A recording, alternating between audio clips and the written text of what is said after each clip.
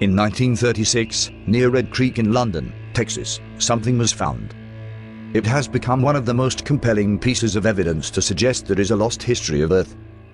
Within a rock, Emma Hand would notice a small piece of wood that appeared to be embedded. Finding this strange, she picks up the object for a closer inspection. Not really knowing what it was, it is lucky she was curious enough about the embedded wood to take it home.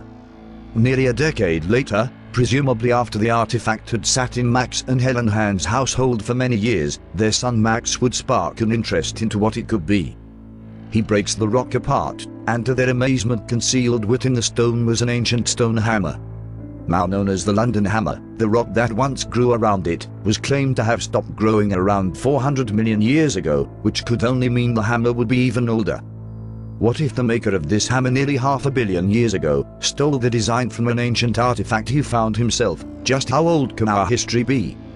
The metal of the hammerhead has been confirmed to consist of 96.6% iron, 2.6% chlorine, and 0.74% sulfur.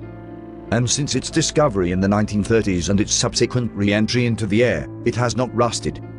Around 1983, the hammer was acquired by creationist Carly Barth, an active advocate of Paluxy River man tracks and other alleged geologic anomalies, who began to call it the London artifact.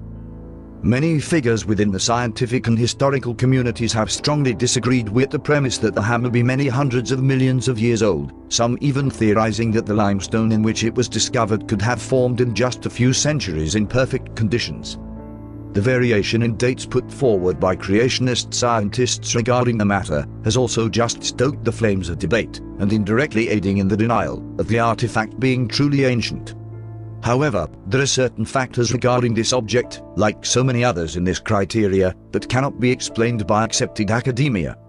Firstly, it is unthinkable for the modern theory of evolution to include such artifacts. This gives the creationists a foothold, yet they lack the material to continue an argument back many millions of years. They are indeed opposite, yet both incorrect approaches.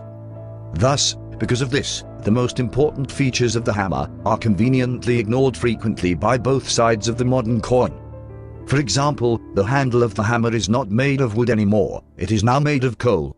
It was once made of wood, but through a natural and unrushed process, the wood has been transformed into coal.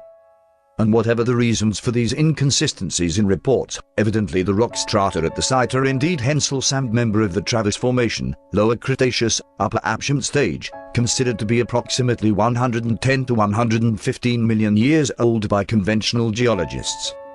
This is fact, so by default the hammer is older, regardless of ulterior motives for publicizing such artifacts. The truth they can tell, no matter how reluctant it may be to your worldview, shouldn't be ignored.